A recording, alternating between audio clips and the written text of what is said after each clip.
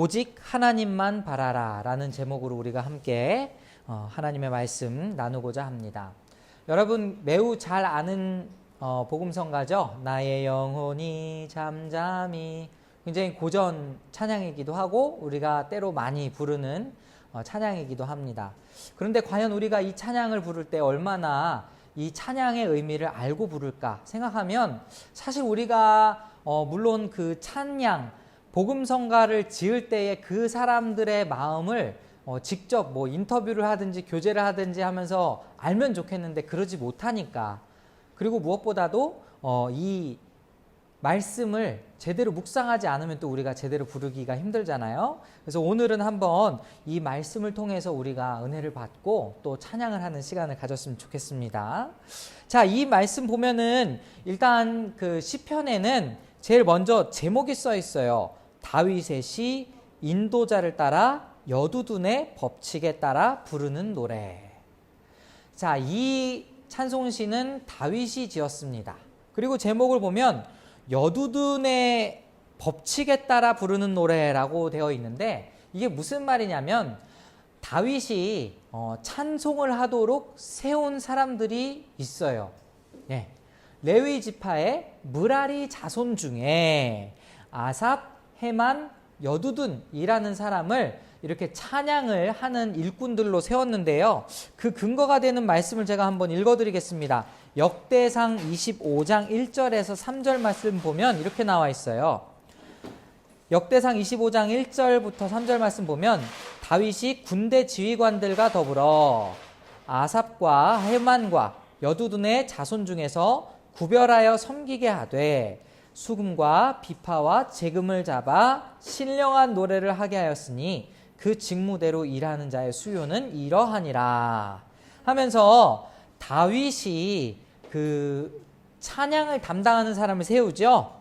근데 3절 보면 여두둔에게 이르러서는 그의 아들들 그달리아와 스리와 여사야와 시므이와 하사베아와 마띠디아 6사람이니 그의 아버지 여두둔의 지휘 아래 수금을 잡아 신령한 노래를 하며 여호와께 감사하며 찬양하며.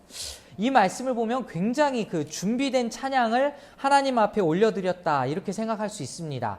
그래서 오늘 이 말씀은 여두둔의 법칙에 따라, 즉 여두둔이 음악의 지휘를 하면서 어떤 악상 기호를 넣었을 수도 있고 음악에 어떤 법칙을 넣었을 수도 있어요. 그렇죠? 이 파트는 이렇게 해라, 저 파트는 저렇게 해라, 그 법칙에 따라 불렀던 노래가 바로 시편 62편이라는 뜻입니다.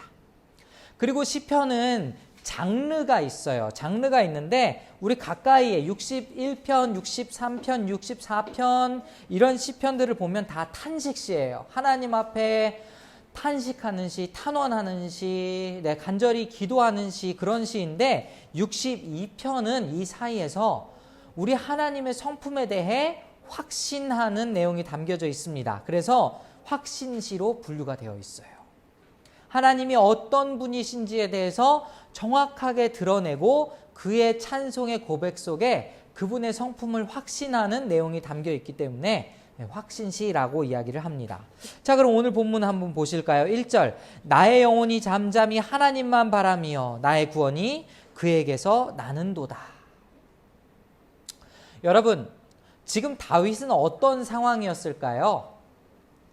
시편 62편 오늘 본문의 3절을 보면 이런 말씀이 있습니다. 넘어지는 담과 흔들리는 울타리같이 사람을 죽이려고 너희가 일제히 공격하기를 언제까지 하려느냐? 그럼 이 지금 다윗의 상황은 어떤 상황일까요?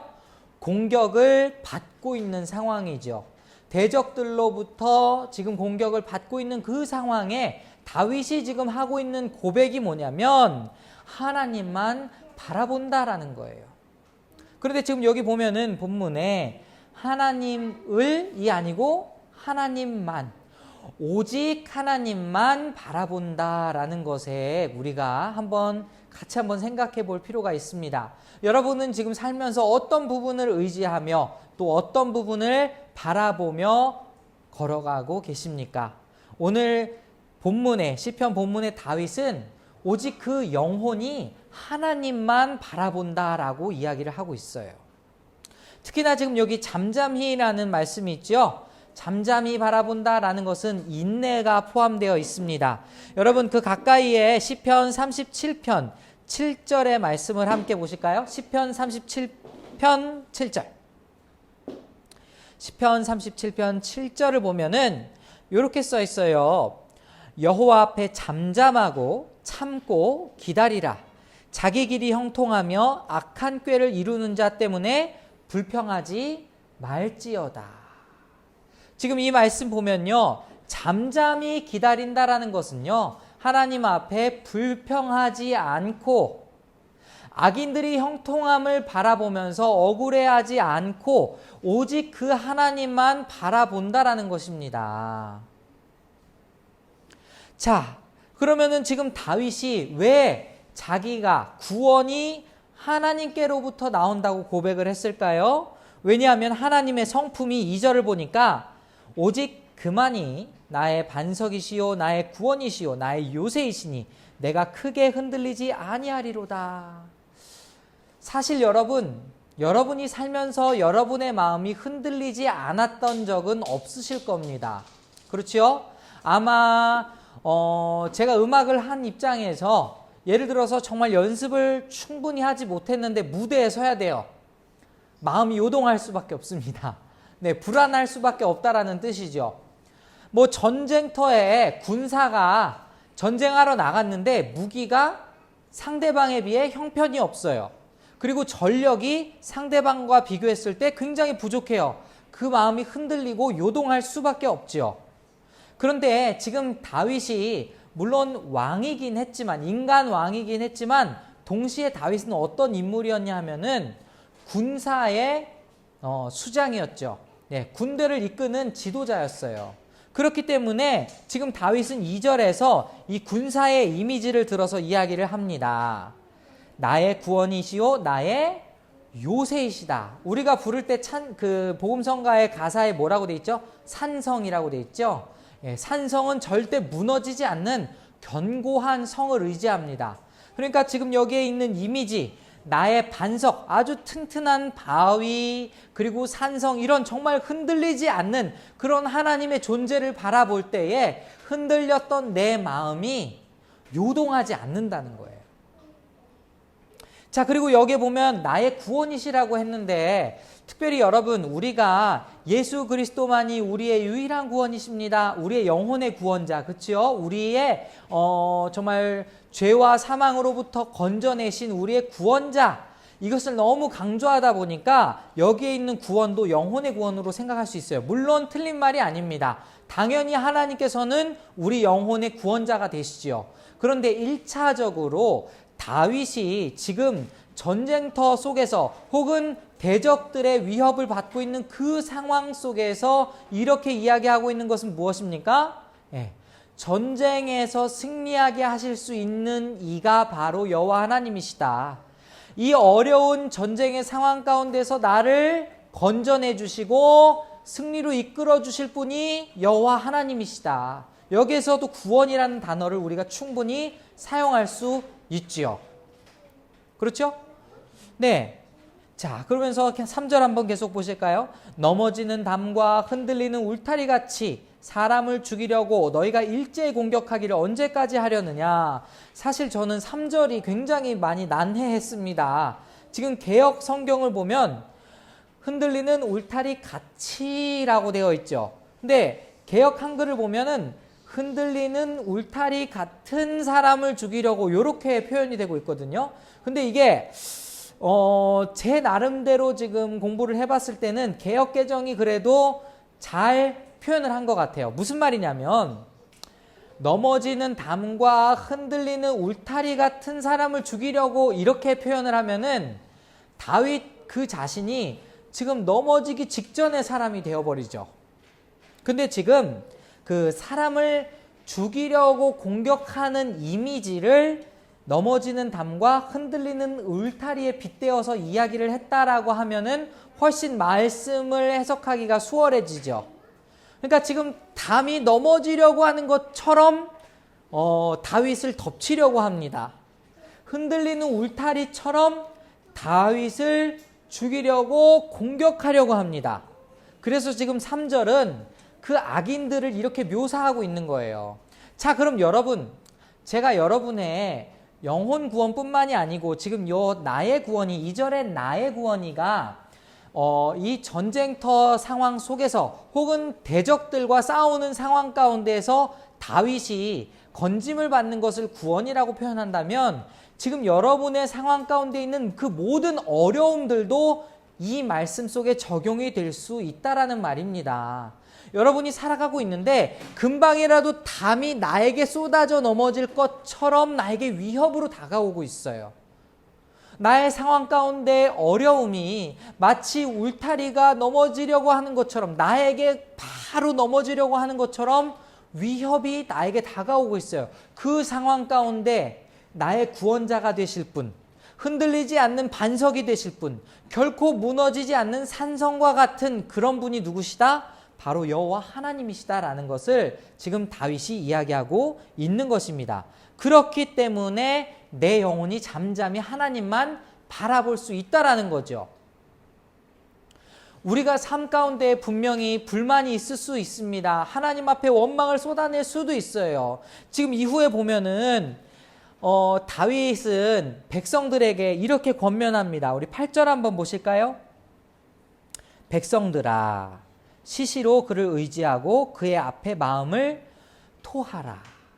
그 마음을 다 쏟아내라, 이런 말입니다. 하나님은 왜? 우리의 피난처이시기 때문이지요. 여러분, 지금 다윗이 경험한 이 하나님은 8절을 통해서 백성들에게 선포하고 권면하고 있는 것을 우리가 볼 수 있습니다. 자, 이 말씀은 다시 살펴보겠고요. 일단 우리가 보던 말씀 돌아와서 이야기한다면 4절, 여기 악인들의 특징을 또 보겠습니다. 그들이, 여기에 나오는 그들이는 악인이고요. 그를 이라고 한다면 하나님을 의지하는 자를 이야기합니다. 그의 높은 자리에서 떨어뜨리기만 꾀하고 거짓을 즐겨하니 입으로는 축복이요 속으로는 저주로다. 여기에 보면은 이 악인들의 특징은 뭐냐면요, 단순히 나를 대적하는 사람이 아니라 어떤 사람입니까? 거짓을 일삼는 사람이에요.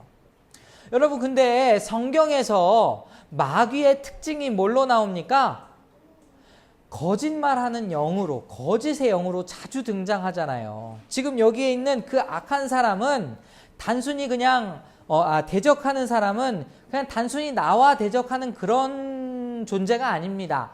하나님 앞에 악한 어떤 세력을 이야기하고 있어요. 거짓을 즐겨 이야기합니다. 겉으로는 나한테서 축복을 얘기하는 것 같지만 속으로는 공격하는 거죠. 그러면서 지금 다윗은 어떻게 합니까? 5절과 6절을 보면 사실 뉘앙스는 살짝 다르지만 1절과 2절을 반복해서 이야기하고 있습니다. 그 마음을 다시금 다잡고 있는 거예요.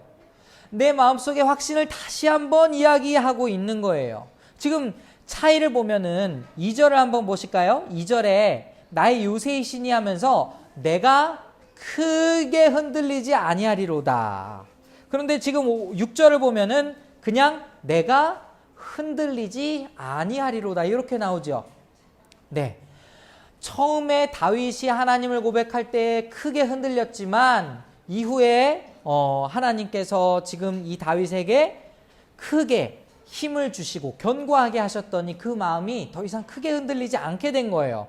그러니까 6절에서는 이제 내가 흔들리지 아니하리로다 라고 이야기하고 있는 것이죠. 그래서 지금 다윗은 7절에서 하나님의 이름을 높입니다. 나의 구원과 영광이 하나님께 있으며 내 힘의 반석과 피난처도 하나님께 있도다. 여기서 지금 피난처라는 단어가 등장하면서 아까 말씀드렸던 8절의 피난처가 또 등장하죠. 여러분, 우리에게 피난처가 있다라는 것은 얼마나 큰 위로가 됩니까? 여러분, 사면초가라는 단어를 잘 알고 계실 거예요. 사방이 벽으로 둘러싸여 있습니다. 혹은 사방이 나에게 대적들밖에 없어요. 정말 피할 곳이 없다라는 그 막막함을 느낄 때에 우리가 얼마나 절망하고 낙심하겠습니까? 그런데 우리 모든 하나님의 자녀에게는 피난처가 있는데 하나님 그분이 직접 우리의 피난처가 되어주신다는 거예요.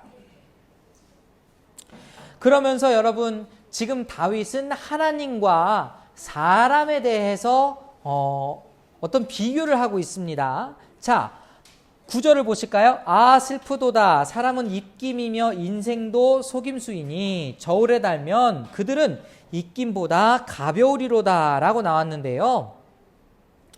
이 말씀은 사실 개역개정 성경보다 표준 세번역 성경이 조금 더 번역이 잘 된 것 같아요. 제가 읽어드릴게요.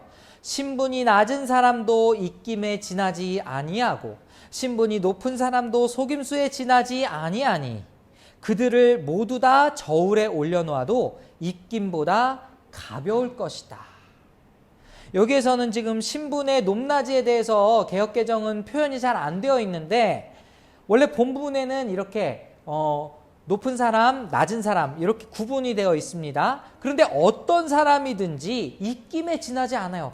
여러분, 입김 얼마나 가볍습니까? 지금 특히나 이제 겨울이어서 입김 잘 나죠? 네, 입김을 보면 얼마나 가벼워요. 너무 가벼워서 훅 날아가기도 하고 금방 눈에 사라져 버리죠. 사람이 마치 이런 존재라는 것입니다.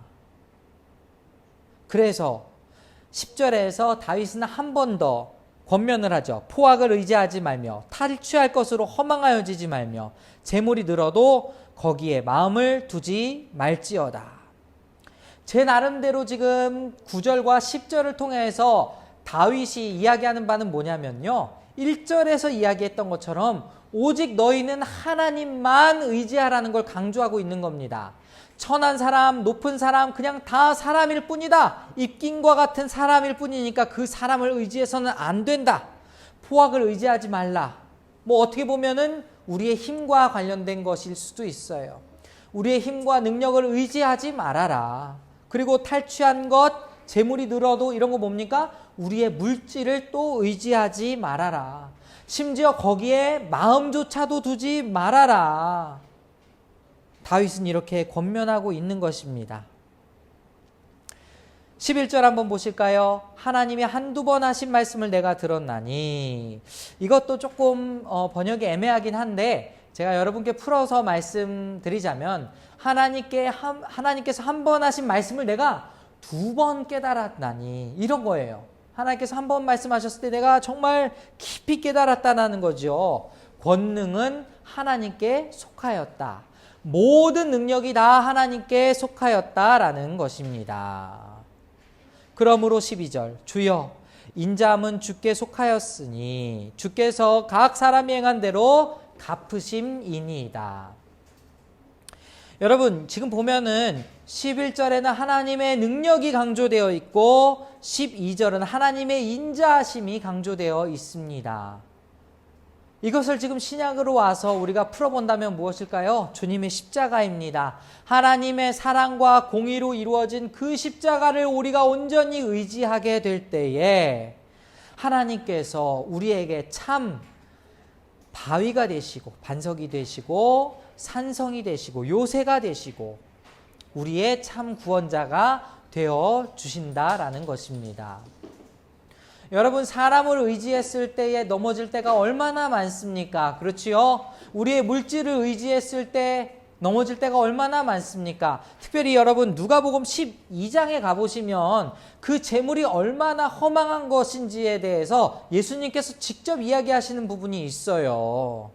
어떤 사람이 재산을 나누어 가지는 그 문제로 예수님께 갔더니 예수님께서 이렇게 말씀하십니다. 누가복음 12장 15절에 이렇게 말씀하세요. 그들에게 이르시되 삼가 모든 탐심을 물리치라. 사람의 생명이 그 소유에 넉넉한 데 있지 아니하니라 하시고 그들을 돌려보낸 다음에 제자들에게 이렇게 말씀을 하고 계세요.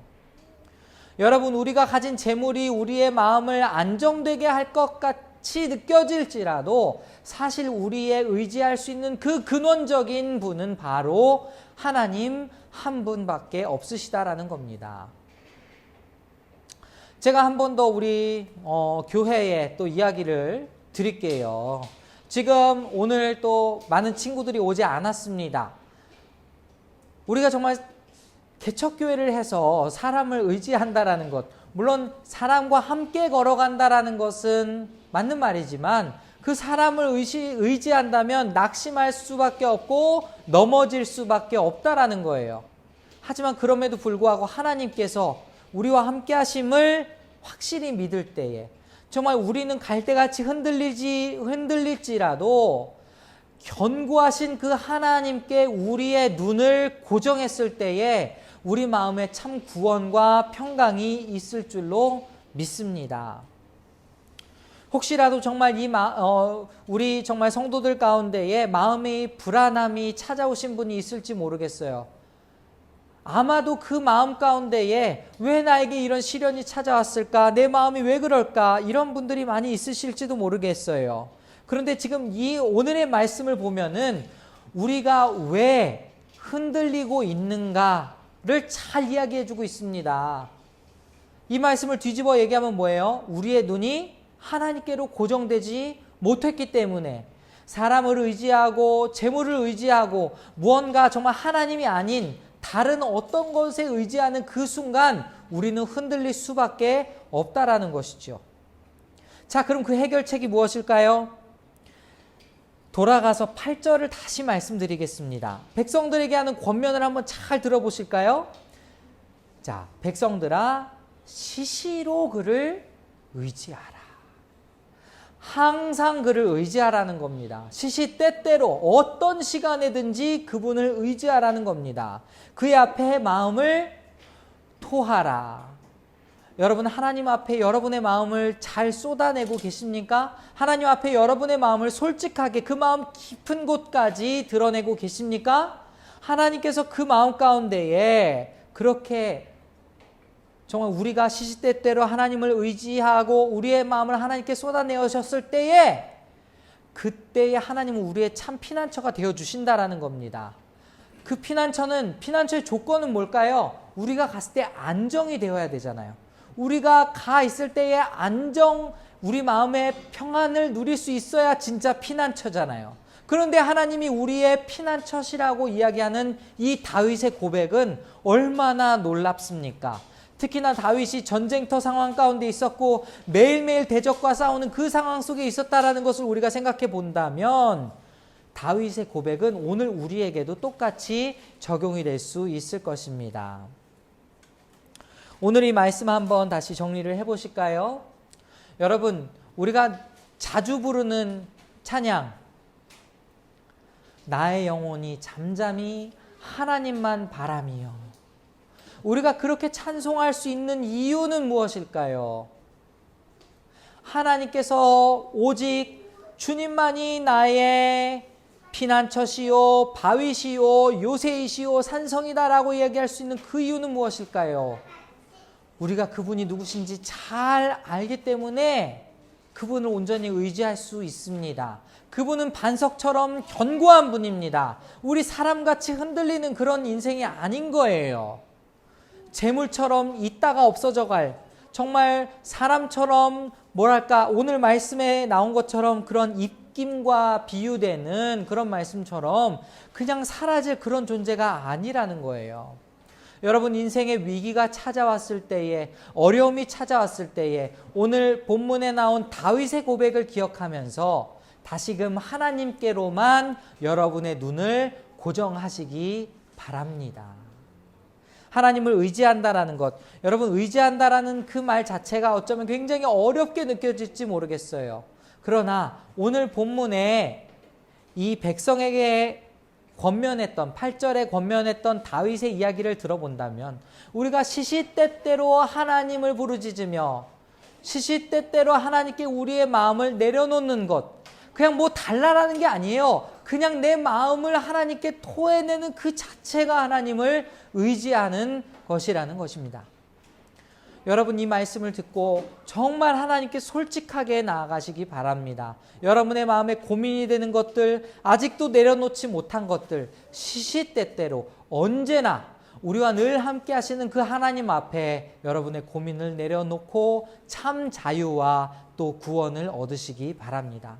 하나님은 능력 없으신 분이 아니에요. 모든 권능은 11절에 나온 것과 같이 정말 권능의 근원이 바로 우리 하나님이십니다. 그 하나님을 의지하며 그리고 정말 여러분이 어려우실 때에 그 피난처에 들어가 참 평안을 얻으며 승리하며 사는 우리 모두가 될 수 있기를 간절히 소원합니다.